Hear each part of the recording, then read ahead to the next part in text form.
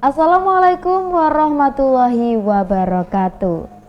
Selamat malam pemirsa Madu TV. Senang sekali pada kesempatan malam hari ini saya Intan Naila dapat kembali menyapa Anda dalam Dialog Wanita. Tentunya pemirsa, malam hari ini Jumat 17 Desember 2021 ya. Hari ini kita akan membicarakan terkait dengan pemerintahan tentunya ya. Dan tentunya Anda bisa menyaksikan siaran kami hari ini di Instagram kami, ada di madutv.media.group dan juga di Facebook kami di TV Madu FM. Yang Anda bisa saksikan sekarang juga dari jam 8 sampai dengan jam 9 malam nanti. Dan tentunya untuk Anda yang ingin bergabung bersama kami nantinya boleh sekali ya menyimak pembicaraan kami di 081 238 391189. Tema kita sangat menarik ya, hari ini adalah mengurai persoalan pengisian perangkat desa di Kabupaten Kediri. Tentunya dengan narasumber yang menarik juga, tapi sebelum saya memperkenalkan narasumber, kita simak bersama terlebih dahulu video berikut ini. Bupati Kediri Hanindito Himawan Pramana menggelar konferensi pers secara Zoom meeting yang dilaksanakan di Pendopo Panjalujayati, Kabupaten Kediri. Dalam Zoom meeting yang dilakukan, Bupati Kediri menghentikan sementara pelaksanaan pengisian perangkat desa yang akan direncanakan pada tanggal 16 Desember 2021. Pengisian perangkat desa yang terdiri dari 7 kecamatan, 61 desa, serta 114 lowongan jabatan perangkat desa. Bupati juga menegaskan bahwa dalam proses pengangkatan perangkat desa harus mengacu pada Undang-Undang Nomor 6 Tahun 2014, Perda Kabupaten Kediri Nomor 5 Tahun 2017, dan Perbup Kediri Nomor 48 Tahun 2021. Berdasarkan peraturan perundang-undangan di atas, pelaksanaan pengangkatan perangkat desa harus berasaskan transparansi dan akuntabilitas. Nomor 48 tahun 2021, maka berdasarkan peraturan perundang-undangan di atas, pelaksanaan pengangkatan perangkat desa harus berasaskan transparansi dan akuntabilitas. Baik, itu tadi pemirsa adalah gambaran singkat terkait dengan pembahasan kita pada malam hari ini ya. Tentunya itu adalah berita yang ada di wilayah Kediri yang mana Bupati Kediri menghentikan terkait dengan menghentikan sementara tahapan pengangkatan perangkat desa. Yang pasti itu bukan tanpa alasan ya, ada beberapa alasan yang pastinya yang membuat Bupati Kediri mengambil langkah tersebut. Nah pemirsa, hari ini sudah bergabung bersama kami ya, ada Pak Wirawan selaku PLT Kepala Inspektorat Kabupaten Kediri. Selamat malam Pak Wirawan.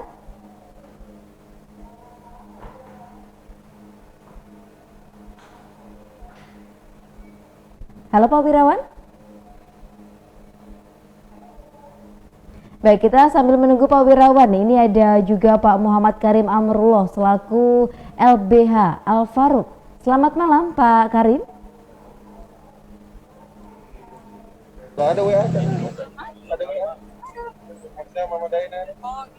Halo, selamat malam Pak Karim. Selamat malam, Assalamualaikum warahmatullahi wabarakatuh. Waalaikumsalam warahmatullahi wabarakatuh. Pak Karim, bagaimana kabarnya hari ini Pak Karim? Kabarnya hari ini bagaimana? Sehat Pak Karim? Iya, saat ini ada di wilayah Kediri atau di mana ini Pak Karim? Di Makassar ini ya. Oh ya, sedang di Makassar. Ya. Baik, ada Pak Karim dan juga coba saya sapa kembali Pak Wirawan ya. Selamat malam Pak Wirawan. Oke, selamat malam. Assalamualaikum warahmatullahi wabarakatuh, Mbak. Waalaikumsalam Selamat malam ya. Terima kasih. Baik, Pak Wirawan ada di wilayah Kediri Pak ya? Iya Mbak. Saat ini Kediri aman Pak terkait dengan COVID-19 ini? Alhamdulillah aman. Kalau rumah saya Tulungagung kebetulan. Oh, kebetulan rumahnya di Tulungagung. Baik, Pak Wirawan dan juga Pak Karim. Nanti kita akan membicarakan sebuah ini ya terkait dengan pengisian perangkat desa yang ada di Kabupaten Kediri khususnya, yang mana saat ini kan beredar beberapa berita terkait dengan Bupati Kediri yang tengah menghentikan sementara tahapan pengangkatan desa. Nah ini sebelumnya saya ingin bertanya kepada Pak Wirawan. pengangkatan desa atau pengisian perangkat desa di Kabupaten Kediri sendiri sebenarnya ini seperti apa Pak? Kalau yang ada di wilayah Kediri sebagaimana biasanya? Gimana ya Pak? Artinya kan ini kan sudah menjadi hampir setiap tahun ada kondisi seperti ini. Jadi sebenarnya kan masyarakat Kediri, Kabupaten Kediri, pemerintah desa, kabupaten itu sebenarnya sudah sangat familiar dengan kegiatan pengisian perangkat desa ini. Jadi sebenarnya kondisi yang saat ini atau pengisian perangkat desa tahun ini sebenarnya hal yang sudah biasa dilakukan. Kita coba. Baik, sebenarnya memang sudah biasa dilakukan dan selama ini juga ada kelancaran Pak Wirawan ya? Iya, betul. Baik, kalau yang seperti biasanya Pak Wirawan, sebagaimana mungkin ada peraturan yang mengatur terkait dengan mekanisme pengisian perangkat desa ini sendiri, seperti apa di wilayah Kediri? Mungkin kalau di tahun ini Mbak, jadi lebih banyak terkait dengan pengisian perangkat desa yang tahun ini itu diatur di Pergub 48 tahun 2021 ini lebih banyak diserahkan ke pemerintah desa. Jadi pemerintah kabupaten sendiri, Pemda lebih sifatnya seperti wasit saja lah sebenarnya, hanya memantau saja sifatnya seperti itu. Tidak banyak peran atau peran ikut campurnya pemerintah kabupaten terhadap pengisian perangkat desa ini. Jadi lebih banyak domainnya ini pengisiannya adalah kewenangan di tingkat desa. Baik, seperti itu Pak ya. Kalau terkait dengan jumlah para pendaftar saat ini di wilayah Kediri sendiri terkait dengan pengisian perangkat desa, ini seperti apa? Kaitannya dengan jumlah, Yon Sewu Mbak, jadi saya harus buka data dulu. Jadi boleh, terkait monggo dengan silakan. berapa jumlah, karena terus terang saya nggak hafal. Nah ini beberapa tahapan ujian yang dilakukan di tahun ini. Ada kurang lebih ada sekitar 5 lah tahapan kegiatan tes yang dilakukan di kaitannya pengisian perangkat desa ini.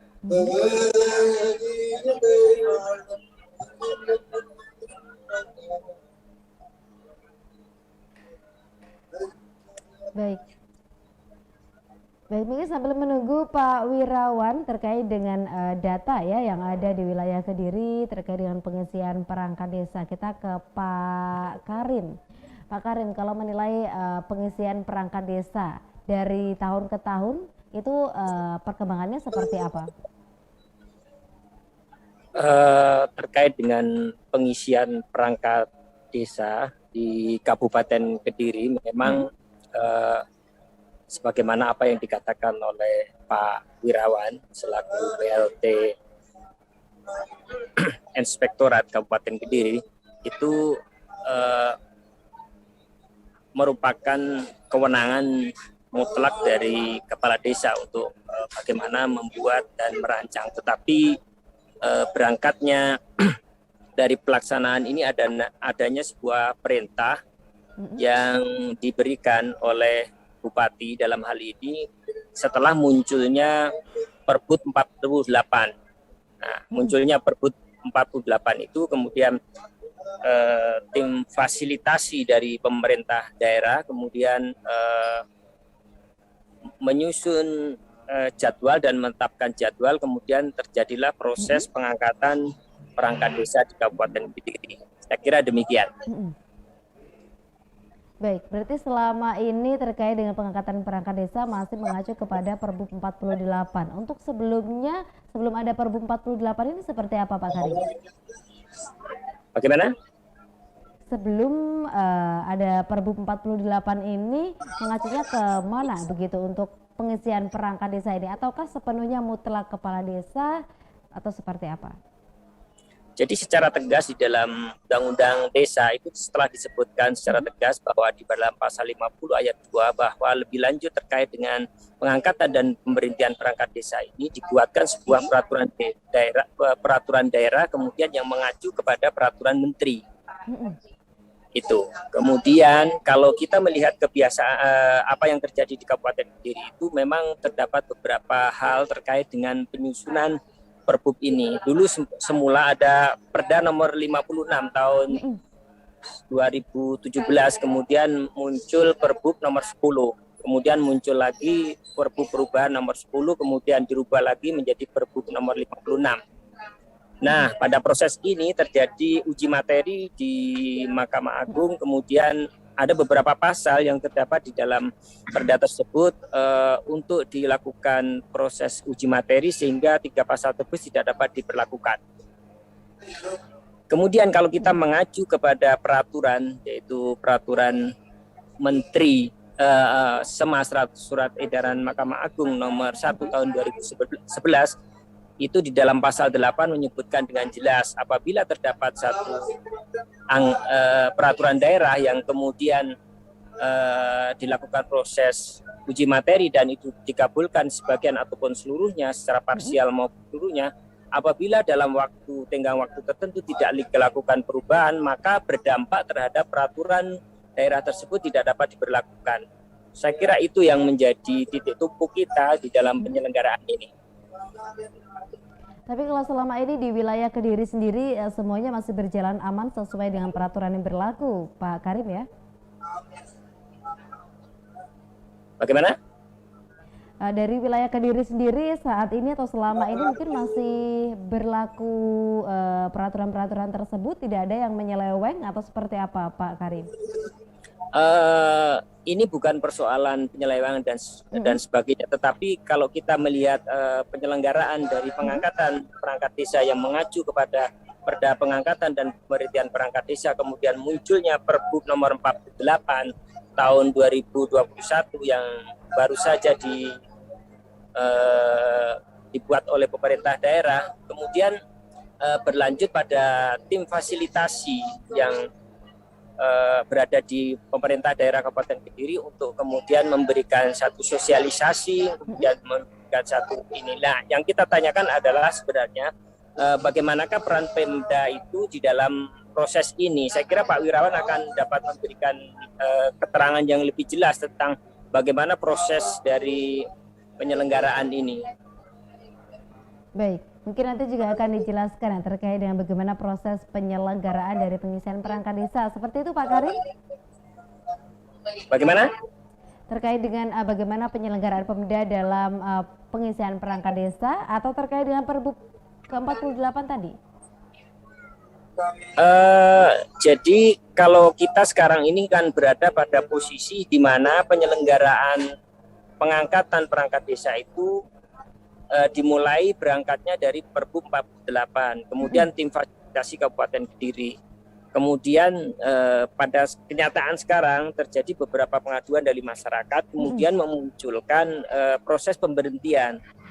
Dalam hal ini kita mengacu pada proses pemberhentian dari Pemda, yaitu surat nomor 141 hal penundaan tahapan pelaksanaan pengangkatan perangkat desa. Ya, tim fasilitasi penyelenggaraan Pemda ini kemudian meminta untuk tidak merekomendasi terlebih dahulu terkait dengan proses ini yang terkait dengan hasil tes tanggal 9. Nah, di dalam masyarakat ini beberapa temuan memang telah ada, kemudian itu memang dari aspek hukumnya memang belum bisa kita lihat secara jelas dan tegas apakah kemudian terdapat satu rekayasa ataupun satu skenario di mana para calon yang dicalonkan oleh kepala desa itu yang sebelum terjadinya satu proses itu sudah mendapatkan satu keterangan dalam masyarakat, informasi-informasi, kemudian jago-jago itu kemudian terpilih dan ternyata memiliki nilai yang tertinggi. Inilah yang menjadi persoalan kemudian apakah kemudian peran daripada Pemda itu di dalam rangka memberikan pembinaan, karena Pemda hanya berperan sebagai fungsi pembinaan, sedangkan kewenangan penuh adalah berada di mainstream dari para kepala desa di daerah-daerah itu untuk menentukan siapa sebenarnya yang akan ini, dan yang melantik pun adalah mereka. Nah, dalam persoalan ini beberapa daerah sudah dilantik, misalnya di Ngurah, kemudian kami mendengarkan di Soto juga apakah sudah atau belum, itu sudah akan dimulai sebuah pelantikan. Memang apabila kemudian dari pihak kecamatan itu tidak memberikan rekomendasi, bukan berarti pengangkatan perangkat desa itu yang merupakan kewenangan penuh dari kepala desa itu tidak dilaksanakan. Tetapi ketika dilaksanakan, maka perlu ditinjau apakah dari aspek formil maupun aspek material dari penyelenggaraan yang memerintahkan pelaksanaan ini kemudian sesuai dengan peraturan perundang-undangan. Jadi dalam hal ini mengacu pada peraturan daerah. Itu dari sisi aspek hukumnya, tetapi aspek yang terjadi dalam masyarakat itu tidaklah demikian, karena ada beberapa hal yang kemudian di dalam masyarakat itu memberikan satu apresiasi penuh terhadap proses penyelenggaraan ini, namun pada prakteknya penyelenggaraan ini kemudian tidak dapat berjalan sesuai dengan yang diinginkan oleh masyarakat itu sendiri. Masyarakat dengan segenap jiwa, perasaan, perkataan, dan perbuatannya mengapresiasi penyelenggaraan ini, kemudian hadir mendaftarkan diri dengan kesadarannya. Namun proses ini kemudian ditengarai beberapa hal menjadi persoalan.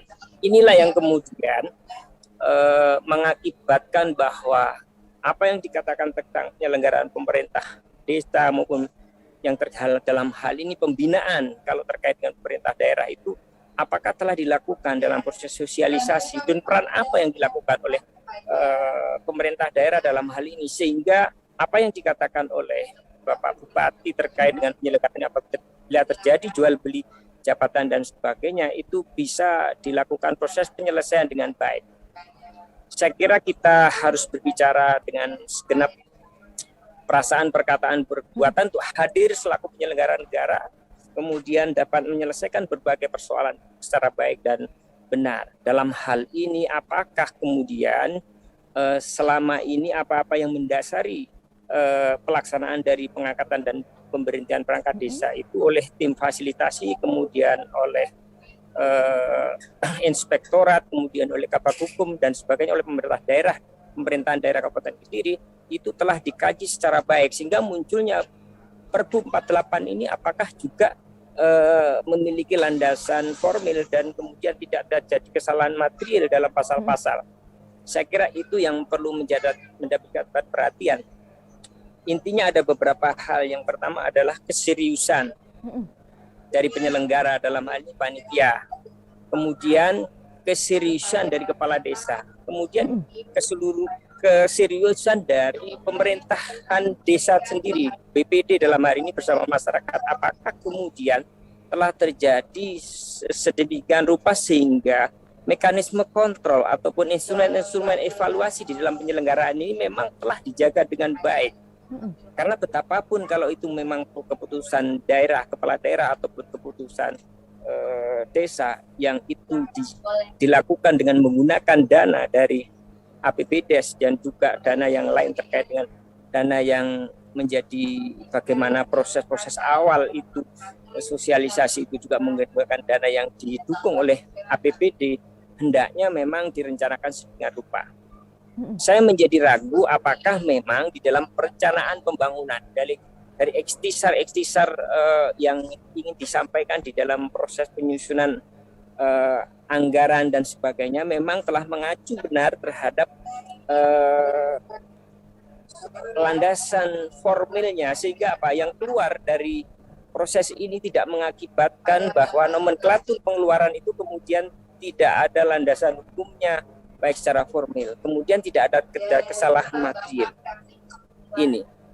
Ini saya kira yang menjadi pokok pikiran penting di dalam proses ini. Sementara begitu saya kira. Baik, terima kasih Pak Karim terkait dengan kesalahan formil ataupun material yang pasti nanti akan kita bahas selengkapnya ya Pak Karim dan juga Pak Wirawan. Jangan kemana-mana terlebih dahulu. Pemirsa juga jangan kemana-mana, tetaplah bersama kami dalam Dialog Wanita.